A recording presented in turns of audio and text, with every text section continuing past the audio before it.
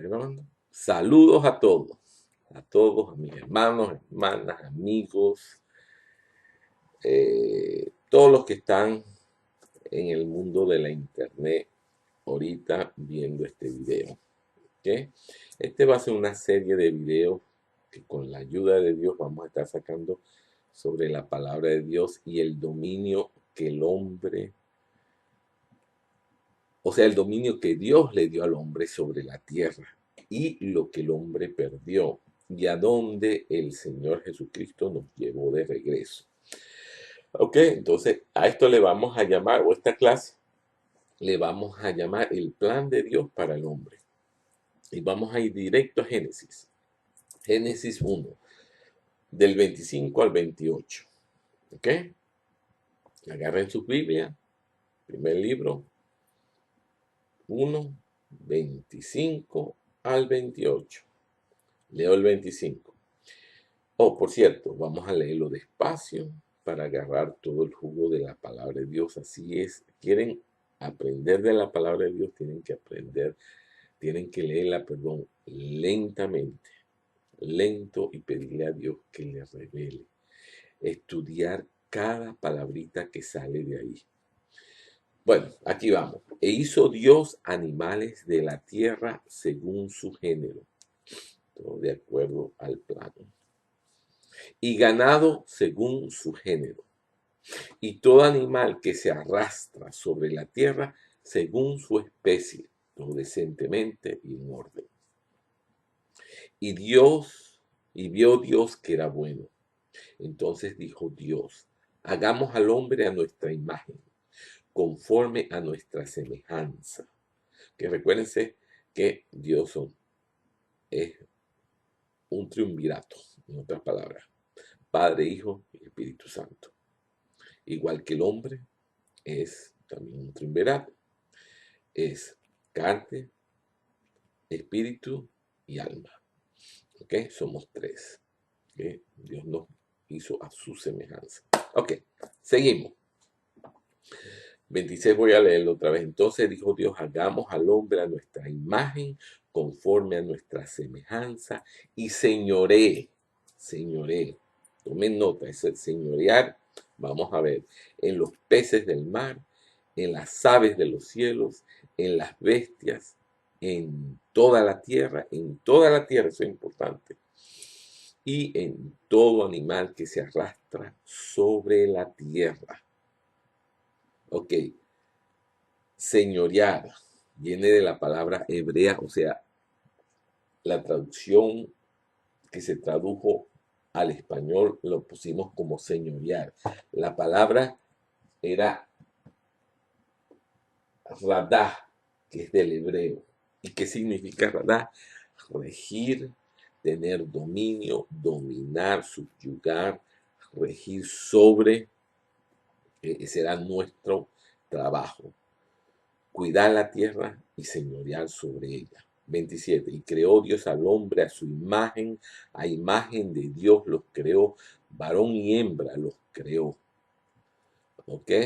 28. Y los bendijo Dios y les dijo, fructificad y multiplicaos, llenad la tierra y subyugadla. Otra vez, otra palabra, subyugadla. Y señorear, otra vez, en los peces del mar, en las aves de los cielos y en todas las bestias que se mueven sobre la tierra. Otra vez, subyugar, ya señorear, ya hablamos cuál era, subyugar. ¿Qué es subyugar? La palabra hebrea kabaz. ¿Qué quiere decir kabaz? Se traduce como sujetar, subyugar, forzar, regir. Otra vez, otra palabra fuerte que nos está enseñando el plan de Dios para el hombre. Nosotros teníamos que traer su ley aquí. Él creó primero la luz, que dicho sea de paso, si entendemos, Él creó la luz al principio. En unos capítulos después es que crea el sol y la luna. O sea que no nos confundamos. ¿Ok? Él creó al principio la luz. Podríamos meternos en eso, pero vamos a dejarlo hasta ahí. Lo importante es que sepan cuál era nuestro trabajo. La tierra estaba llena de oscuridad, en tinieblas. Dios creó la luz, la verdad, y era nuestro trabajo llenar la tierra de su luz. Claro, Satanás, el que había caído, está en tiniebla y siempre ha estado en tiniebla desde que cayó. Entonces ahí empieza la guerra madre de todo. Porque el diablo con un odio especial hacia el hombre, especial porque Dios lo había escogido al hombre por encima de Satanás y todos sus señores. Pero de todas maneras aquí empieza. Si quieres saber por qué el diablo tiene un odio especial en contra del hombre, ahí está. Bueno, de todas maneras, sería bueno de todas maneras, dicho y sea de paso, que todos puedan leer Génesis 1 al 3. Ahorita no tenemos tiempo en este momento porque nos vamos a enfocar mayormente en el hombre y lo que el hombre perdió. Ok, eso es bien importante. El hombre, o sea, la humanidad y lo que él perdió. Ok. Me fui un poco muy abajo, perdonen, aquí va. Ok, entonces, aquí vamos. Ok, bueno, sí, nos vamos a enfocar en la pérdida que tuvo el hombre o la humanidad como consecuencia de la caída y de cómo por medio de el Hijo de Dios y su salvación, que es muy importante. En otra clase vamos a ver lo que en verdad quiere decir salvación. No es simplemente una salvación por allá lejos, pero es una salvación que empieza desde aquí. Yo sé que nos ha enseñado que todo cuando nos vayamos y vamos a resucitar, sí es verdad, eso todo es verdad y es muy importante, pero la salvación y la palabra hebrea que quiere decir salvación y la palabra griega también no era simplemente una torta en el cielo, sino que era una liberación total del hombre. No nos vamos a meter ahí ahorita, vamos a seguir. ¿Ok? Vamos a todos a ir ahora un pequeño viaje a Mateo, el primer libro del Nuevo Testamento. Vamos a ir a Mateo capítulo 16 y verso 18. Mateo 16, verso 18. Y otro, si tiene otro una Biblia, agarre Efesios 6, 12. Eso es más allá en el Nuevo Testamento. Efesios 6, 12. O sea, vamos a leer dos versos. Mateo 16, 18 y Efesios 6, 12. ¿Okay? Aquí empezamos para que vean lo que en verdad es, con quién estamos luchando. Esta es una guerra espiritual y no nos podemos dormir al hecho de que estamos en una guerra espiritual. Ok, Mateo 16, 18 dice, y yo también te digo que tú eres Pedro, y sobre esta roca edificaré mi iglesia. Jesús está hablando, Él es la roca, lo podemos buscar. Hay suficientes versículos en la Biblia donde habla de que Jesús era la roca que fue como es desechada por el mundo, que vino a ser la roca de ángulo, a donde todo está parado. Jesús, Él está hablando de sí, sobre esta roca edificaré mi iglesia y las puertas del Hades, o sea, del infierno, no prevalecerán contra ella. Es bastante fuerte. En otras palabras, Él está pintando ahí una iglesia fuerte, llena del Espíritu, que el infierno mismo y todos sus demonios eh, no podían luchar contra ella. La iglesia de hoy en día es triste, pero se ve débil. Con temor, cuando la iglesia tiene que ser una iglesia viva, una iglesia que sabe quién tiene, el Hijo de Dios, vencedora. ¿Okay? Porque Dios no nos ha dado espíritu de temor, sino de poder y de dominio propio. No nos vamos a meter ahí, pero ese es el trabajo de un hijo de Dios. Ok, ahí vamos. Después Efesios 6:12. Porque no tenemos lucha contra sangre y carne. No tenemos lucha contra sangre y carne. Todo lo que vemos alrededor, ese no es nuestra gran lucha, sino contra principados, contra potestades, contra los gobernadores de las tinieblas de este siglo, contra huestes espirituales de maldad en las regiones celestes, que odian al hombre. Odian al hombre. Por eso es que no podemos ver a gobiernos, no podemos ver la guerra, en verdad es espiritual. Es las tinieblas en contra de la luz. Entonces, aquí les voy a leer una nota mía. ¿Okay?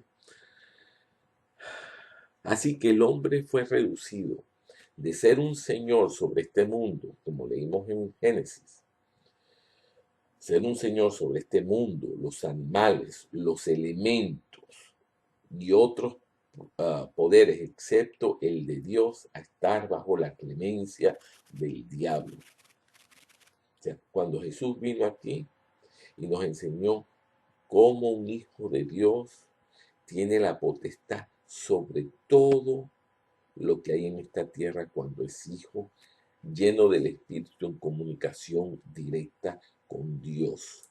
Por eso Él dijo que nosotros íbamos a poder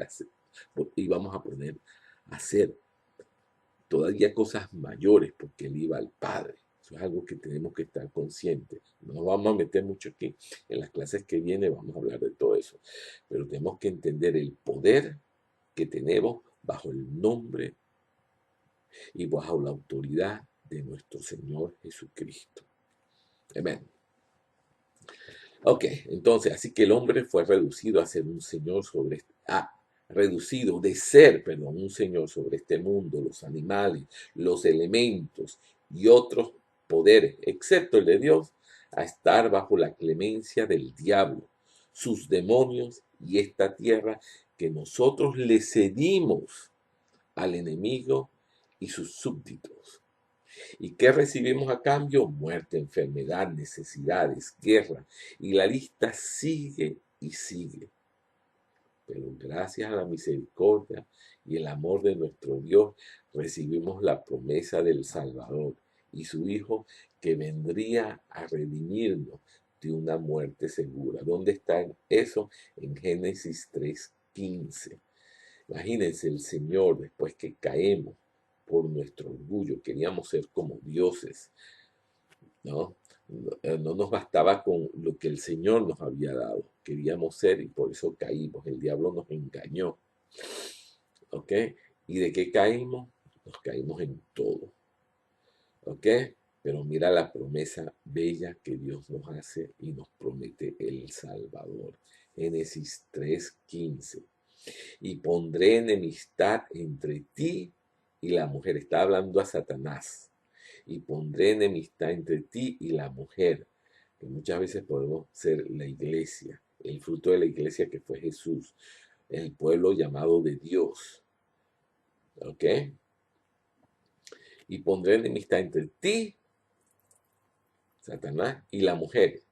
Entre tu simiente, la simiente del diablo, que es el anticristo, que recuérdense, para allá es que vamos. Esta es la guerra real y tenemos que estar despiertos a la realidad. ¿Ok?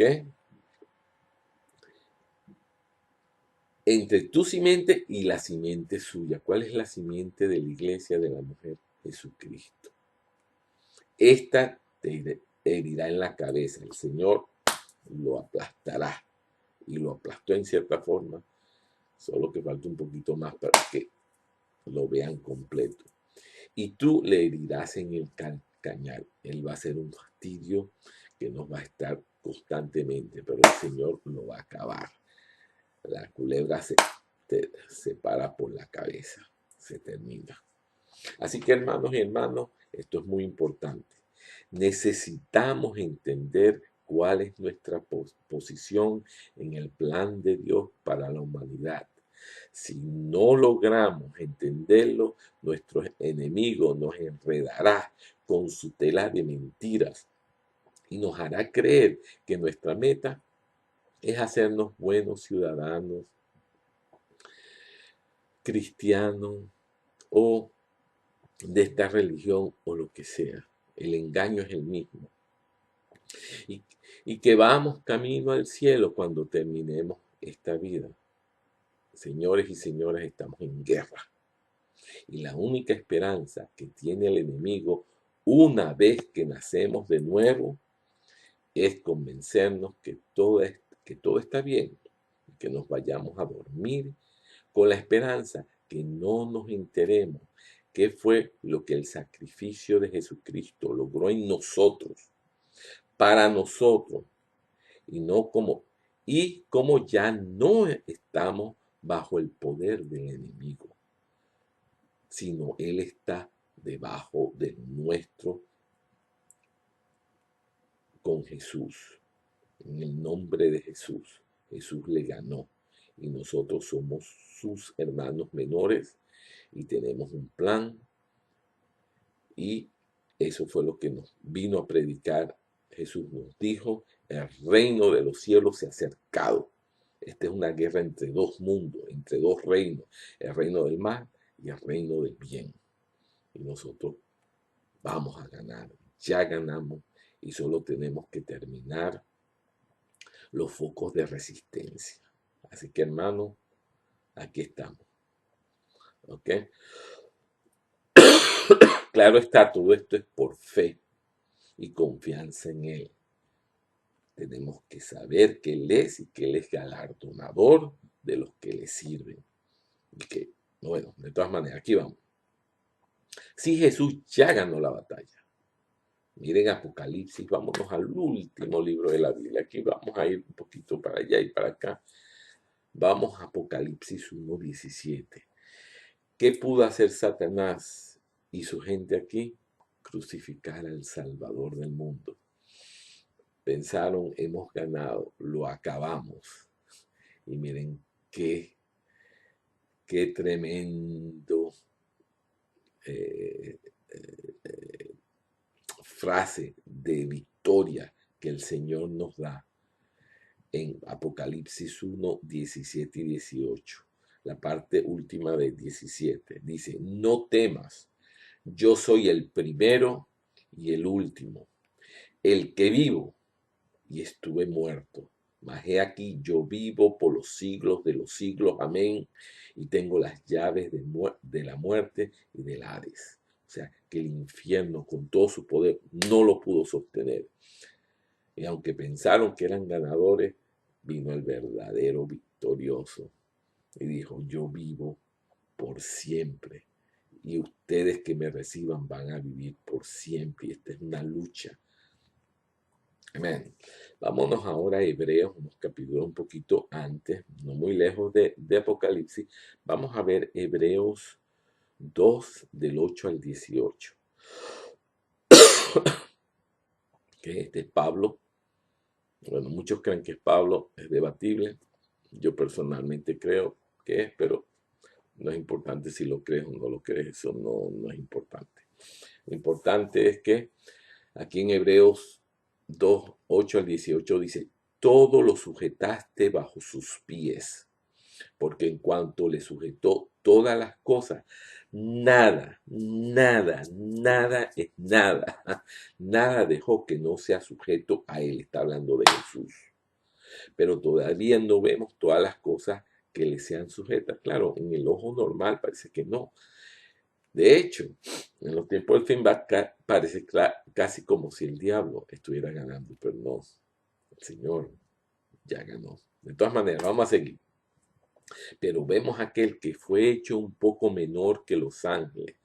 ¿Por qué fue hecho un poco menor que los ángeles cuando vino aquí a la tierra? Tuvo que ser un hombre como tú y como yo. Él tuvo que agarrar esta imagen. Él no vino como Dios para enseñar lo que un hombre de Dios con el poder de Dios en comunicación con Dios sin pecado, puede hacer con Dios. Y nosotros, al ser limpio de la sangre de Jesús, Dios lo ve a Él. Es por su sangre, no por nuestra sangre. O sea, que nosotros también tenemos el poder si creemos, pero hay una condición: tienes que creer.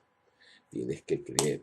De todas maneras, 9 otra vez, pero vemos a aquel que fue hecho un poco menor que los ángeles, a Jesús, coronado de gloria y de honra a causa del padecimiento de la muerte, para que por la gracia de Dios gustase la muerte por todos. Por nosotros Él murió. Él no vino aquí por nadie más, sino para nosotros. Qué milagro, qué bello. De todas maneras. Ok. Porque convenía aquel por cuya causa son todas las cosas y por quien todas las cosas subsisten, el Hijo de Dios, que habiendo de llevar muchos hijos a la gloria, gracias Señor, perfeccionarse por aflicciones al autor de la salvación de ellos. Lo leo otra vez, qué fuerte esto es. Desde el 10 voy a leer. Porque convenía aquel por cuya causa son todas las cosas y por quien todas las cosas subsisten, que habiendo de llevar muchos hijos a la gloria, perfeccionarse por aflicciones al autor de la salvación de ellos. O sea, Jesús tuvo que sufrir para llevarnos a nosotros y convertirnos hijos. Esa es la diferencia. Nosotros somos hijos.